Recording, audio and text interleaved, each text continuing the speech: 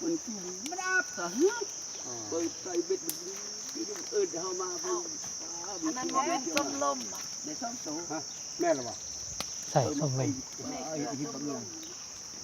อ๋อจืดสักส้มลมเค็มน้ำนี่ว่าจะได้ทำไปห้ามันประมาณตามแค่เนื้อนี่ว่าถ้าไอ้ที่เปียกจะเก็บไปจับน้ำมาเขาลมส่งตัวโซ่สลิปอยู่เขาเดี๋ยวเตรียมดำน้ำเนี่ยสลิปเตรียมดำน้ำได้เห็นเด้อแล้วนี่แหละเขาจึงมักเบิ้งหัวสลิปเห็นส่งเอาแต่ไม่ส่งขาสั้นอยู่เหมือนบ่คำไล่ส่งอันนี้กีฬาบ่ได้เอามาเอา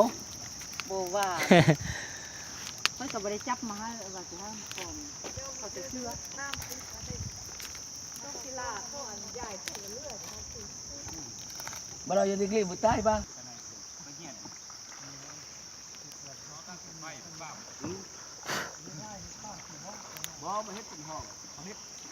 มาแล้วเหือใครว่าได้ดีเอาเงินพักไปเบิ่งไงมีห้องน้ำยังครบอันนี้ก็เฮ็ดเรื่องนึงห้องน้ำเฮ็ดอยู่เนาะอ๋อสบายดีเลือกกันล่ะไอ้ที่ได้มาเนาะบางอย่างกันโอ้โคลาวมันได้เลือกโคลาวได้เลือกกันอ่ะไม่ได้เบิ่งอย่างนั้นเฮ็ดปักโค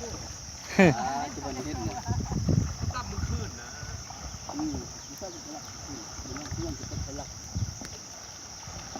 แล้วว่าโอ้สมมุติเพื่อจะดังเป่าเนาะมือขึ้นเนาะปลาอยู่น้องกำลังซอกบอลดำป่าวังสงวน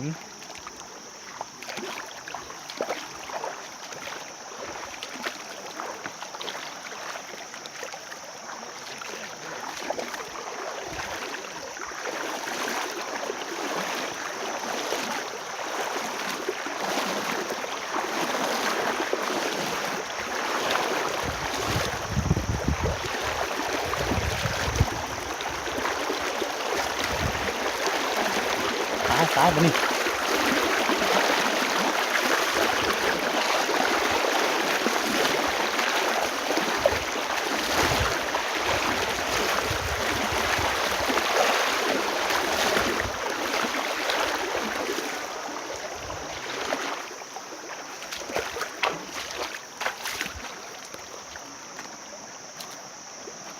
มันแก่มาเลยตี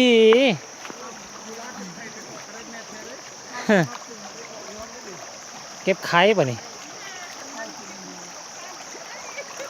ได้อยู่ที่เนาะมันชิมดเราดูหนาวเลยเด้สัน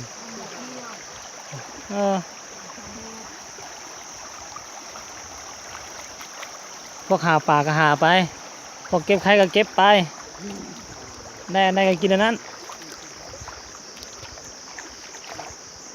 ลองนำไปเบิ่งให้มันทันพวกที่เขาไปดำปลาบรรยากาศจังสีคิดฮอดบ้านเก่าไว้อันนี้อยู่เมืองลำบากเด้อสายลำบากเด้อนี่เด้อ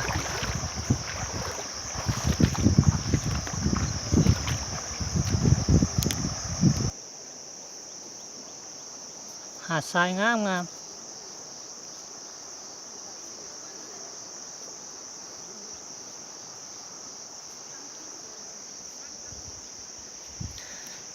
อันนี้นี่เขาเอิ้นไว้อย่างวะไซฟดน่าจะเป็นใช่แหละเขาสิเอานี่ลงไปเนาะเอาตัวนี้ลงไปใส่ว่างน้ำหั่นแล้วก็ไปตัดเอาใบไม้ต้นไม้ไปทิ่มใส่เอามึงหินเต่งไว้ประมาณอาทิตย์หนึ่งกะว่าใบไม้สิเปื่อยละเขามาเอาฟดออกแล้วก็ดึงตัวนี้ขึ้นมาป่ามันสิอยู่ในนี่แหละสุดยอดแม่นบ่กุ้งปลาบูปลาพันเบิ่งวิธีตีมองสายลำบากตอนนี้มองลงเรียบร้อยแล้ว เ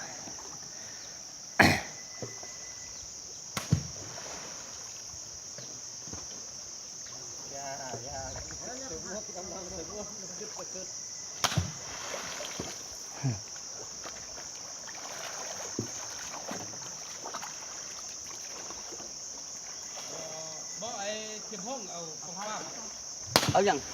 ป้ามาโคตรท่าป้ามาโคตรท่าเลยนะ แองไอ้หน่วยเก่งจังเนาะไอ้หน่วยเนาะเฮ็ดเวียกกระทรวงยุติธรรมได้ไอ้หน่วยนี่ตอนนั้นยังมาพักมากินปลาสดอยู่ลำบากอ่ะ แฟดแท้ติ แฟนแท้หัวยิ้ม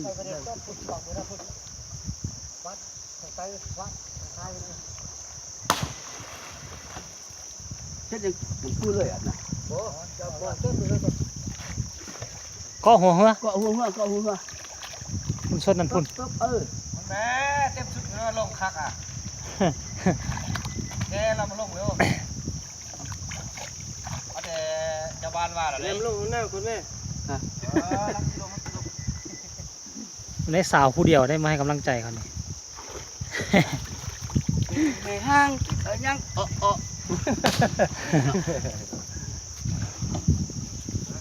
เรามาบ่ได้กินนี่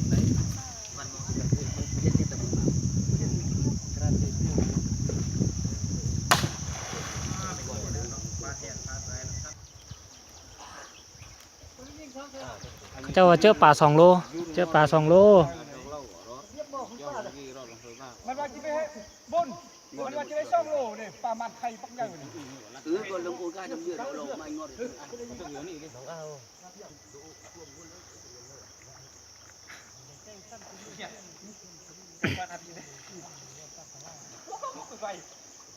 โอ้ยิงพลาดเอาตื้มโอ้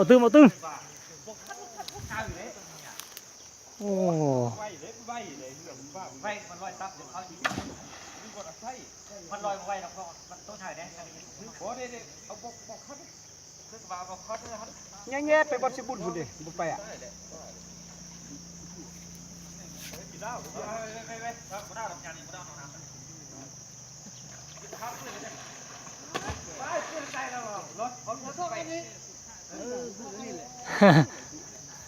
มาไข่เด้ตัวนี้ บนห้องนั่งกดหมด แรกเขา โอ้ยิงพลาดหมดทั้ง3 คนเลยเด้อเอาไหมเอ้าได้ระบ่หันยิงเลยตี บางที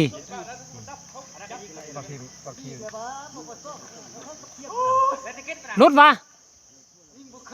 อ้าว เขาซื้อ ใหญ่ปานนั้นพุ่นนะ เลยไปเก็บ โอ้ได้โอ้เก็ดใหญ่เท่ว่ะเก็ดซ้ำ2 นิ้วพุ่นน่ะเก็ดซ้ำ2 นิ้วแสดงว่าป่าพี่แล้วนี่โอ้ยใช่ล่ะ ได้แล้วเทียบถ่ายรูปกันมา จับขึ้นมาเบิ่งดูพี่น่ะวิดีโออยู่พี่น่ะ เอาวิดีโอถ่ายกันมา จับยกขึ้นเบิ่งยกขึ้นมา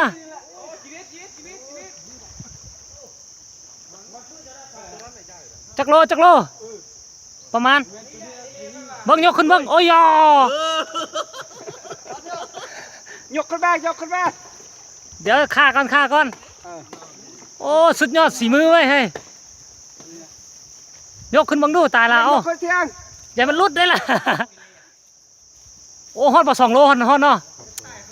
อ้ยาขอบใจ เทียบและโลนึงตีกด2 โล เนาะโล 1 โลปลายแหละโอ้2 ตัวแล้วโอ้ยซ้ำนี่ก็ถือว่ามีแล้วเจ้าประทับบางสงวนดอกดำอีกเลยนึงก็ได้แล้ว บ่แม่นว่าซื้อเนาะ โอ้ย เนี่ยเจอ โอ้ มันจะปลาได้ทั้งหมด ไปมอถ่ายเนาะ เอาตัว2 ตัวกับพ่อเลยนี่กิน3 ตัวเลยเท่บ่แม่น3 โลนี่แต่ว่า2 ตัวโอ้ตัวนี้ใหญ่กว่าตัวเมื่อกี้เนาะ ทับหัวมันได้ บอกเขาเฮือมาเอาดูเขาไปนั่งที่เขามันถ่ายใกล้ชัดเจนอุดมสมบูรณ์เลยนะน้ำเนาะโอ้สุดยอดไปเฮ้ย ก็จะเฮ็ดรายการฟิชชิ่งนี่ครับ แล้วก็ให้ต่างประเทศมันมักมันนั่นแหละเงินซ้ำเสียวบัดนี้พายเรือมาพี่เนี่ยสิไปนั่งถ่ายพุ่นนะโอ้ประมาณจักโลหัน2 โลโอ้สุดยอดขอบใจ กับเผาป้านเนาะ ไปแล้วพูดมองก่อนนะ โอ้โห เอามาเรียนดีๆ มื้อหน้าอยากมาตลอดเนาะ สมมาจากมาแล้วนี่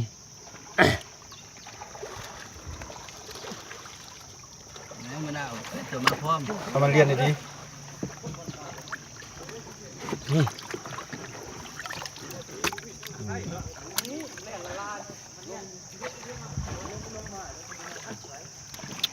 อันนี้ลำบากเด้อเรียนใส่เรียนหันแม่